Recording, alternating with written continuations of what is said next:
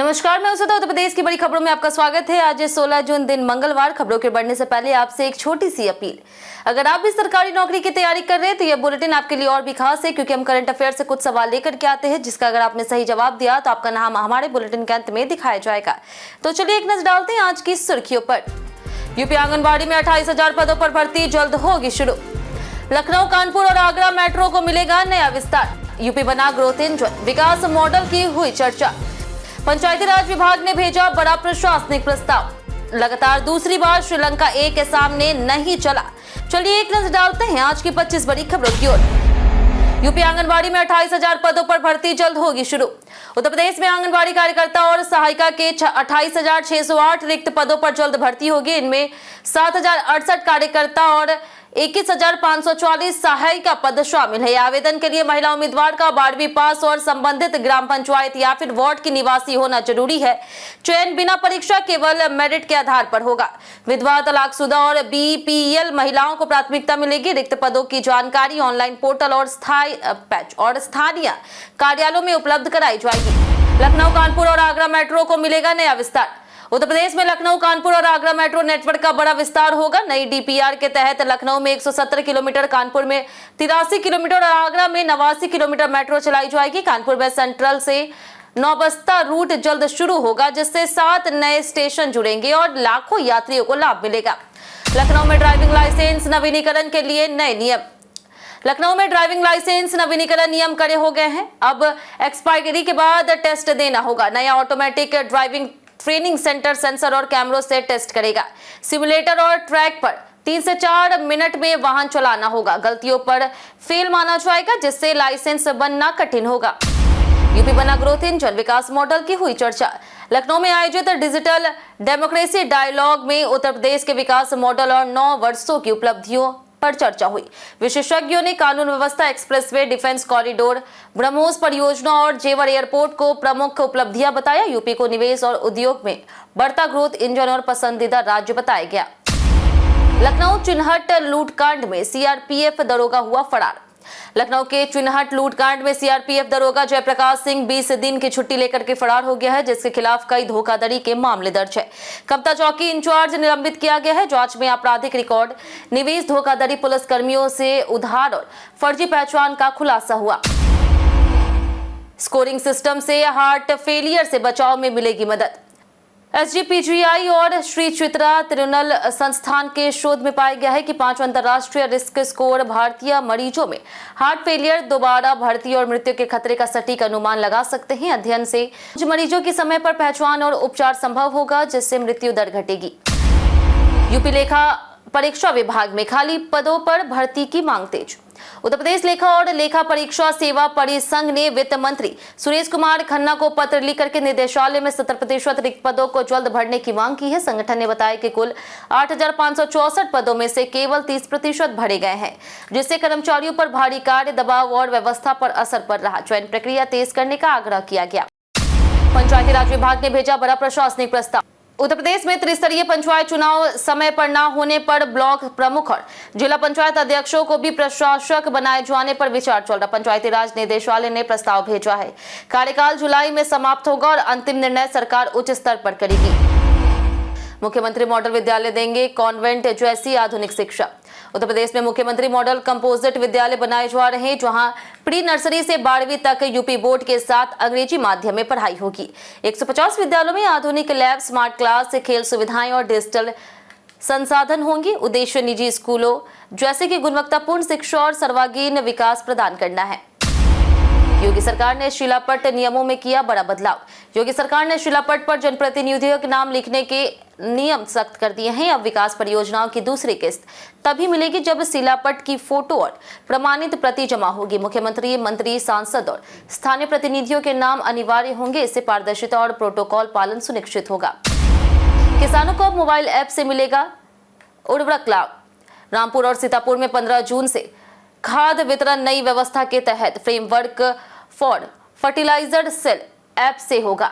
किसान मोबाइल से बुकिंग कर यूरिया, डीएपी और एनपीके प्राप्त करेंगे। प्रक्रिया क्यूआर कोड और टोकन आधारित होगी, जिससे पारदर्शिता बढ़ेगी और बटाईदार किसान भी लाभ ले सकेंगे। जमीन देने वाले किसानों को एक्सप्रेसवे टोल में बड़ी राहत। उत्तर प्रदेश के जेवर क्षेत्र में यमुना एक्सप्रेसवे के लिए जमीन देने वाले किसानों को अब जेवर तक टोल फ्री यात्रा मिलेगी। इसके लिए दस्तावेज जमा करने की प्रक्रिया चल रही। वहीं नोएडा एयरपोर्ट के लिए जमीन देने वाले युवा स्थायी नौकरी की मांग को लेकर प्रदर्शन कर रहे हैं। यूपी बर्थडे स्पेशल में आज बात होगी हेमंत कुमार की। हेमंत कुमार भारत के महान पार्श्व गायक, संगीतकार और रविंद्र संगीत के प्रमुख कलाकार थे। उन्होंने हिंदी, बंगाली सहित कई भाषाओं में हजारों गीत गाए। भगवान की आवाज कहलाने वाले हेमंत को 2 राष्ट्रीय पुरस्कार मिले। उन्होंने अनेक सफल फिल्मों में संगीत दिया और भारतीय संगीत जगत में अमिट विरासत छोड़ी। गोरखपुर यूनिवर्सिटी के बी फार्मा छात्रों को अब AI से होगी पढ़ाई। दीनदयाल उपाध्याय गोरखपुर विश्वविद्यालय में 2026-27 से बी फार्मा कोर्स में AI, machine learning, data analytics और डिजिटल हेल्थ शामिल किए जाएंगे। PCI के नए करिकुलम के तहत छात्रों को पाइथन रिसर्च प्रोजेक्ट और 240 घंटे की इंटर्नशिप कराई जाएगी, जिससे रोजगार और करियर के बेहतर अवसर मिलेंगे। जमीन देने वाले किसान पहली बार फ्लाइट से पहुंचे लखनऊ। नोएडा के जेवर इंटरनेशनल एयरपोर्ट पर पहली बार व्यावसायिक उड़ान लखनऊ पहुंची, जिसका वाटर कैनन से स्वागत किया गया। एयरपोर्ट के लिए जमीन देने वाले 170 किसान भी फ्लाइट से लखनऊ पहुंचे और मुख्यमंत्री योगी आदित्यनाथ से मुलाकात की। किसानों ने विकास की सराहना की। एयरपोर्ट का पहला चरण पूरा हो चुका है और जल्द कई नए शहरों के लिए उड़ानें शुरू होगी। चाइनीज मांझे से मंत्री के भतीजे की गर्दन कटी। बरेली में प्रतिबंधित चाइनीज मांझे से गन्ना राज्य मंत्री संजय गंगवार के 15 वर्षीय भतीजे आदित्य वीर सिंह की गर्दन गंभीर रूप से कट गई है। स्कूटी से जाते समय हुए हादसे में उसकी अंगुली और कान भी घायल हुए। 3.5 घंटे के ऑपरेशन के बाद हालत स्थिर है। मंत्री ने मांझे की बिक्री पर सख्त कार्रवाई की मांग की। जानिए आज कैसा रहेगा यूपी के मौसम का मिजाज। उत्तर प्रदेश में 16 जून यानी कि आज पूर्वी और तराई जिलों में गरज चमक, हल्की बारिश और 50 से 70 किलोमीटर प्रति घंटे की रफ्तार से हवा चलने की संभावना है। वहीं अधिकांश जिलों में मौसम शुष्क रहेगा और अगले 5 दिनों में तापमान 5 से 7 डिग्री तक बढ़ सकता है। मौसम विभाग ने फिलहाल मानसून के लिए और इंतजार करने की बात कही। गुलपनाग ने भरी पहली लखनऊ नोएडा उड़ान। बॉलीवुड अभिनेता गुलपनाग ने नोएडा इंटरनेशनल एयरपोर्ट की पहली कमर्शियल फ्लाइट से यात्रा की। उन्होंने इस अनुभव को खास बताते हुए सोशल मीडिया पर साझा किया और एयरपोर्ट की कनेक्टिविटी और आर्थिक संभावनाओं की सराहना की। इस पहली उड़ान में कुल 182 यात्री शामिल थे और सेवा का शुभारंभ उत्सव के साथ हुआ। हापुड़ में गूगल मैप से भटकी कार नाले में गिरी। हापुड़ में गूगल मैप के बताए वैकल्पिक रास्ते पर जा रही कार 4 फुट गहरे नाले में गिर गई। दादरी का परिवार मेरठ जा रहा था। सभी 5 लोग फंस गए। पुलिस और फायर टीम ने 2 घंटे में रेस्क्यू कर सुरक्षित निकाला और प्रशासन ने सतर्कता की सलाह दी। ओवैसी ने मटेरा से शौकत अली को बनाया उम्मीदवार। AIMIM प्रमुख असुद्दीन ओवैसी ने बहराइच की मटेरा सीट से शौकत अली को 2027 विधानसभा उम्मीदवार घोषित किया। रैली में उन्होंने बीजेपी पर आरोप लगाते हुए बराबरी और हिस्सेदारी की बात कही।